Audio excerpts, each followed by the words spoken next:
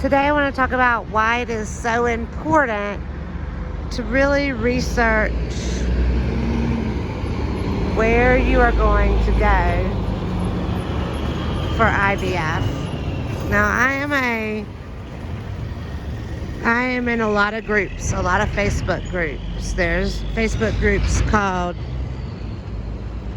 IVF in Mexico. Look at this little guy. He's their native crow. They're so cool. They say they have like an intellectual ability of like a 7-year-old. So it's got something to eat. Anyway. Woo! That is a step down, y'all. Almost broke my neck. Okay, so like I said, when I came here, I didn't know anything. I had just done the consult. I booked the ticket and I came over here and I had high hopes of getting a bunch of eggs. Well, for me that didn't work out. When I came over here, they found some cysts and I ultimately had to go back to the United States. We did an IVF protocol. I think I actually had to go back. I can't remember. Look, I've been over here 5 or 6 times, and that's why I'm making this video. It's because it is so important that you know that where you go and bank your eggs is going to be something that you're going to be stuck with for a very long time. The idea that you could get a pregnancy out of one trip to Mexico is ridiculous. And I had that idea for some reason that, this was going to be a quick trip over to Mexico, maybe 1 or 2 times, and that I'd be pregnant. And I think a lot of women, when they start out, they have that idea. All right, we're going to walk over to the mall. Puerto de Herrera, which is where we're at right now in Guadalajara, has a beautiful, this is a really nice ritzy area of town. And it's right on the edge of a mall called Andares, and I have many videos on Andares. You can check them out. But while we're walking, we're going to walk and talk. Okay, so like I said, you're going to come over here and bank your eggs, or you're going to come over here and do IVF and they're going to catch eggs. That's your plan, right? So when you do that, then you're going to have to bank those eggs. If you create eggs, you're going to have to bank them. And like I said, I came over here and they realized I had a ton of health problems that nobody knew about, and so I had to go back to the United States and get those taken care of. Ultimately, they took out one fallopian tube, and that side, was no good anymore. But they left me one, and then I came back after that, and we attempted to do an IVF, which is where they pump your body up with hormones and try to catch as many eggs as they can. Oocyte removal. So we came over, did that, and I didn't create any eggs whatsoever. And at that point I decided, we had learned also that at that time we had been trying to get pregnant for about 10 years at this point, and we learned that Drew's sperm was misshapen. When he was young, he had a ton of health. He had a serious health problem, and it created he had a really high fever and a lot of infection for a long time. And whether or not it was because of that, this beautiful lavender, the bees really love it. This is actually a Mexican lavender. It's different than the United States lavender. But anyway, we learned that his, it's a native lavender. Definitely going to get some seed heads and take them home and sprout them. But we learned that his sperm was misshapen, and that was likely the reason why I was not getting pregnant. But we had been trying for 10 years, all through my 30s. And then we didn't learn this until we actually came over here to Mexico. And by that time, I was about 42 or so. And we just decided, you know what, screw this. We want the best chance that this baby can have at surviving and at having a baby. So we decided to use a egg donation and also sperm donation. So we just, picked from a list, and I have a video of how that goes down as well. And when we did that, we created eggs, and then those eggs were turned into embryos, and those embryos were banked, and they were banked over here. And let me tell you, if you are looking to bank embryos in Mexico, it is so much cheaper. In the United States, you have to pay per egg pretty much. You get what's called a cohort of eggs, and the cohort is usually about 6, and that can cost thousands of dollars for 6 eggs. Whereas here, instead, they hook you up with a person, whatever person you choose or they choose for you, and then you get as many eggs as that person creates for one price. So if she creates 20 eggs, you get 20 eggs. If she creates 10 eggs, you get 10 eggs. And it's all the same price. And truthfully, after doing some research, it was much less expensive to use an egg donor because you don't have to pay for all these medications. Whereas when you use your own eggs, you have to pay for a lot of medications. So, it wasn't cheaper. It was just about the same amount to use an egg. And because I'm older, I used a young lady's egg, and so it was much more, the odds change when you use young eggs. So we decided to use an egg donor, and that's how that went down. So we created our eggs, we banked them, and they were banked here in Guadalajara, which is where the procedure was. Now, every time I have had to come back to do an embryo transfer, now you could be lucky and your transfer could work the first try. Some women have that luck, but I did not. And like I said, I've been back 5 times, and I haven't done 5 transfers. What has happened is there's been quite a bit there's been canceled, a couple times. This is not the right place. A couple times I got all the way to the end. My progesterone was too high, or my labs would come back wrong, and we'd had to cancel the procedure. Let's get on the sidewalk. And so every time something like that happens, it's not as easy as just going to your doctor. You have to leave, and then you have to make a plan to come back, which may take a couple of months, and you have to come back to this location every time you want to do a transfer. So the first time I came over here, we came with intentions of doing IVF, and that didn't work because we realized when we got over here, my health was messed up. We did try to do the IVF, but I didn't create any eggs at all. So that was time number 1. Look, Andoris has these very cute little ducks everywhere, and I even have a video on all these ducks. Because I've been here so many times, I have so many videos. They have a Chili's here too. Chili's is really big over here for some reason. So the first time we did that. Then the second time we came back, we tried to do another IVF procedure and it didn't work. So we didn't get any eggs.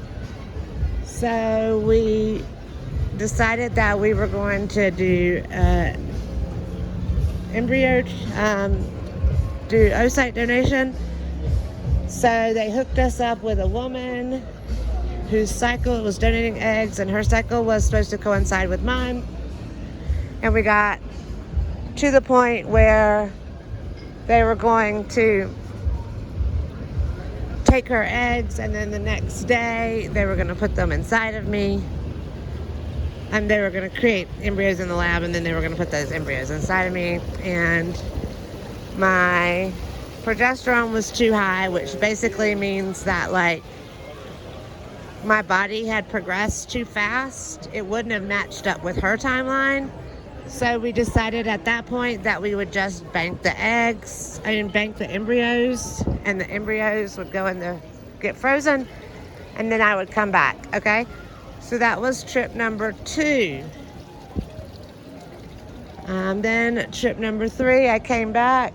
We decided we were going to put the eggs in, or the embryos in, and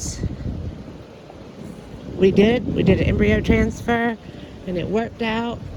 And I went home and I got pregnant. I found a positive pregnancy test, and that went all the way to 8 weeks when I had a miscarriage. I had a miscarriage at 8 weeks. So then we had to wait for my body to reset again. And that took about 13 weeks for me to start back getting my period. And then we had to wait. It usually takes us about 6 months to pay off our credit card and get back to where we can afford to come back, and schedule and timing, all that stuff. So we did that, and then we came back again. This was time number 4. That time we got all the way to the end.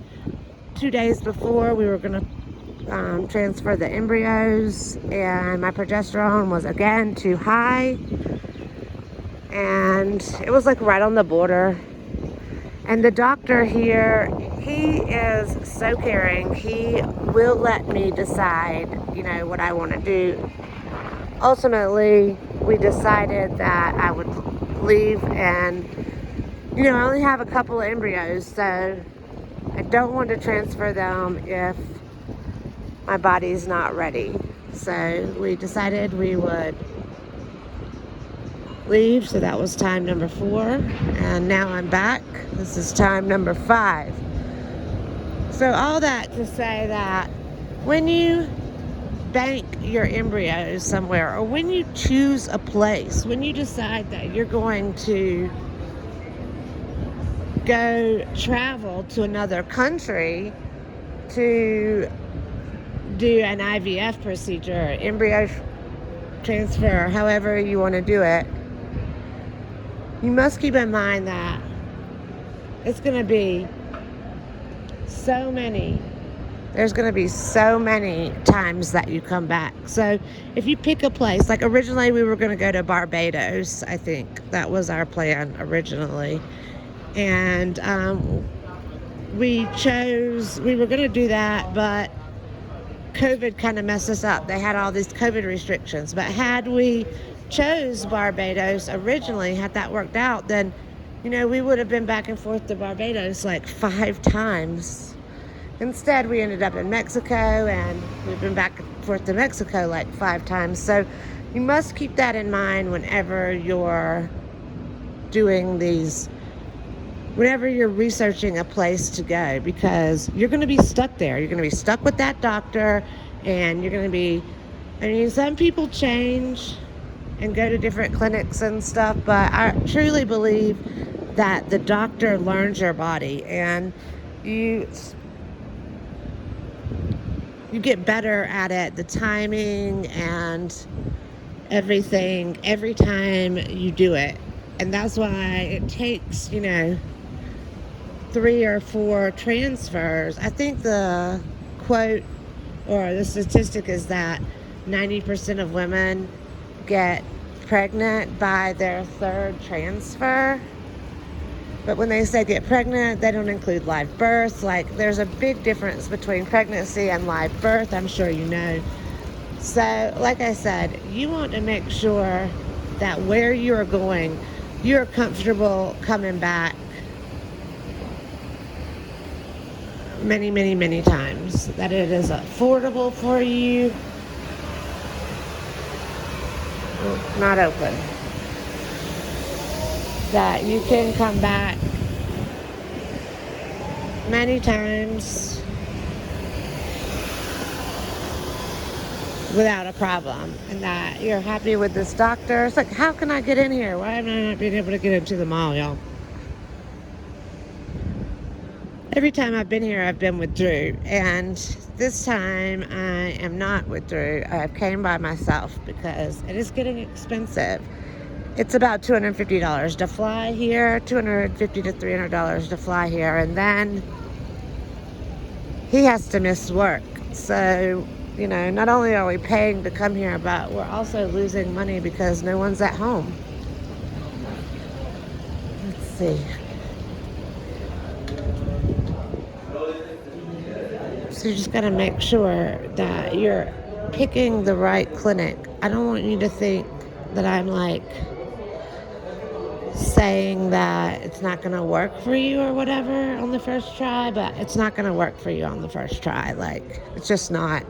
And there's so many things that goes into one of these procedures that, you know, you have to keep that in mind. So just whenever you're thinking about where you're going to go, it's nice. Whenever you think about where you're going to have this procedure done at, think about what would happen if I have to go back 5 times. Would I be comfortable going back to this place 5 times? Would it work within my budget? You know, because once those embryos are banked somewhere, you have to go back to get them. You can't go anywhere else. You can't transfer those embryos to California if they're banked in Mexico.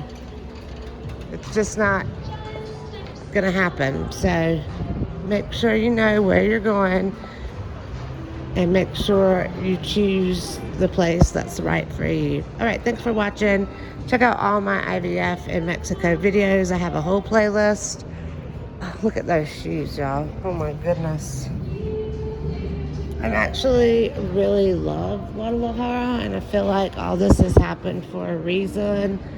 And I'm much happier here than I would have been had I ended up in Barbados or all the other places I was looking. A lot of people go to Greece. A lot of people go to this place in Mexico, a clinic called Ingenes, I think is what it's called, because they have a money-back guarantee. I looked the other day, it was about, you can get 2 procedures with PGT testing. Is it PGT? With testing. And look at those pillows. It's about $15,000, but they have a money-back guarantee.